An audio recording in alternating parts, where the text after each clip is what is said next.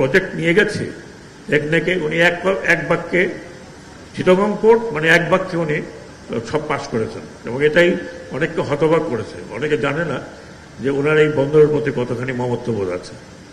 আমি shipping adviser হিসেবে শুধু চিটাগং পোর্টের জন্যই নয়, প্রধান উপদেষ্টা জানেন যে মংলা পোর্টকে আরও উন্নত করার জন্য ওনার সহযোগিতায় আমি মংলা পোর্টে কয়েকটি পদক্ষেপ নিয়েছি। আশা করি সেগুলো যদি খুব তাড়াতাড়ি কার্যকর হয় তাহলে মংলা পোর্টকে আমরা এই সাউথ এশিয়ার হাব করতে পারবো, এবং Mongla port will be little relieve from Chittagong port. আপনারা দেখছেন, নিজেরাই দেখছেন, চিটাগং পোর্ট কিন্তু এখন যত দিন যাচ্ছে ততই কিন্তু এর কার্যক্ষমতা যেমন বাড়ছে তেমনি কনজেস্টেড পোর্ট হয়ে যাচ্ছে।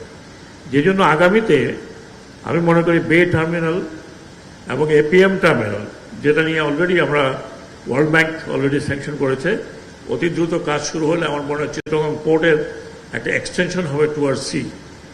এবং এটাও জন্য আমি প্রধান উপদেষ্টার কাছে অত্যন্ত কৃতজ্ঞ যে তিনি বেশ কয়েকবার নিজে এত ব্যস্ত থাকার পরেও চিটাগং পোর্ট এবং বে টার্মিনাল এবং অন্যান্য টার্মিনাল নিয়ে, ইভেন বাংলা পোর্ট নিয়ে উনি একটা কমিটি বানিয়েছেন। সেই কমিটিতে অহরহ কথা হচ্ছে এবং এর প্রগ্রেসটা দেখা হচ্ছে।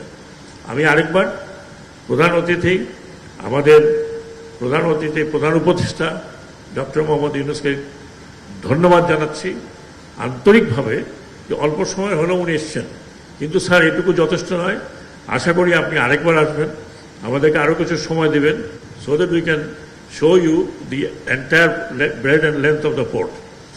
আজকে যারা ওনার সাথে এসেছেন, আমি অন্তত আপনাদেরকে আশ্বাস দিচ্ছি যে another 6 months, 6 মাস পরে হয়তো আপনারা দেখবেন যে এই পোর্টের এবং পোর্টের এক্সটেনশনের কাজ অতি দ্রুত এগিয়ে যাচ্ছে।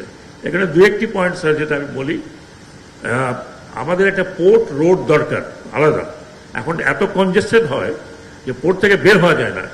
আর যেটা আমরা ভবিষ্যতে করার চিন্তা করছি স্যার, এটা একটা মাল্টি মোডাল কমিউনিকেশন থাকতে হবে, রেল, এলিভেটেড এক্সপ্রেসওয়ে এবং নিচের রাস্তা। এটার জন্য আমি আজকেই পোর্ট চেয়ারম্যানের সাথে কথা বলেছি যে আমি ফিরে গিয়ে আমাদের উপদেষ্টা ফজলুল কবির সাথে বসবো, আমরা সবাই মিলে একটা পরিকল্পনা করার জন্য, যাতে মাল্টি মোডাল এই ট্রান্সপোর্ট সেক্টরে যে মাল্টি মোডাল রোডটা যেন খুব তাড়াতাড়ি হয়, একই সাথে যখন এই বে টার্মিনাল এবং এপিএম টার্মিনাল শেষ হবে। আমি স্যার আপনার নিশ্চয়ই আপনার দৃষ্টি আকর্ষণ করছি।